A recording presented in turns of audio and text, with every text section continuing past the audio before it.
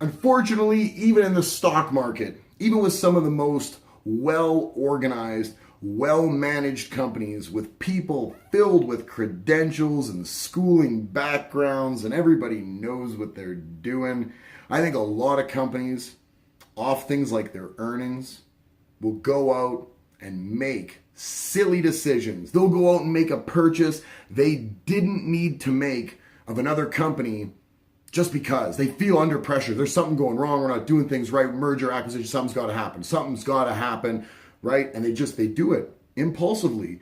They don't understand the structure of their own company for some reason. Things got off the rails and they find that moving forward in whatever direction they had, clearly not a really clear direction, needs to be derailed right now. And we need to do something because media and shareholders and everybody else starts chirping in your ear. And if you're not 100% secure in what you're doing, you're going to make some erratic choices. That's just a fact of the matter. This is not one of those stories, rest assured. This is a company making a smart decision despite a bad earnings call. I'm Cody from Wall Street Breakdown.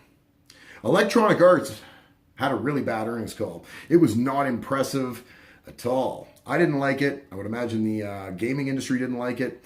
Despite the fact that they have so many strong licenses, it was just kind of tepid at best. There just wasn't much to it, unfortunately. I think a lot of people expected more, especially given some of the titles that were released in the quarter.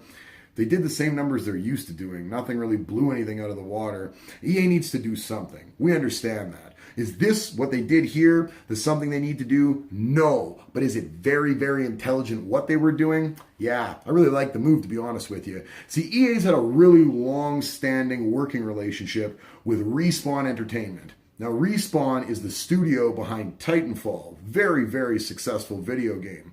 Today, Electronic Arts went out and purchased their old friend for $455 million. That's going to be $151 million in cash, $164 million in long-term equity, so they're not going to be able to sell any of that too fast.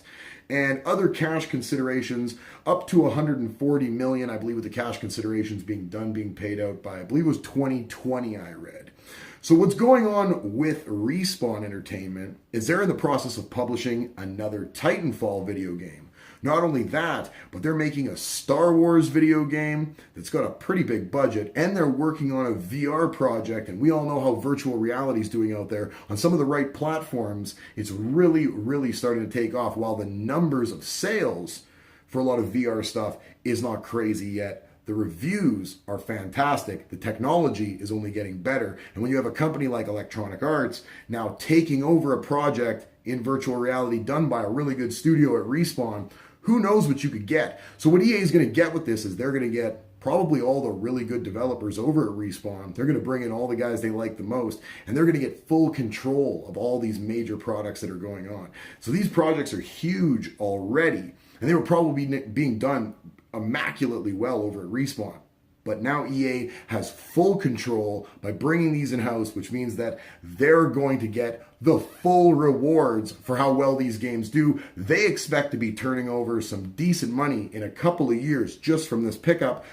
I would expect the same thing as long as these video games do as well, Titanfall for a matter of fact, as its predecessor. I think that's going to be the big thing. But a Star Wars video game, almost at any point in time, if it's launched well and it runs really well, and I believe a lot of the times Star Wars fans really like stuff that feed into the actual Star Wars mythos and don't go too far out of the canon, especially with Disney pulling back on the canon quite a bit. They're not near the expanded universe there once was. I'm just a Star Wars fan. I think that could be huge as well. Electronic Arts buys Respawn Entertainment for $455 million. And I think coming off a bad earnings call, this is not an impulse buy. This is a long thought out move. And I think Electronic Arts is going to benefit from this in the long haul. I am Cody from Wall Street Breakdown. If you haven't already, click the subscribe button, click the notification bell, thumbs up for this video.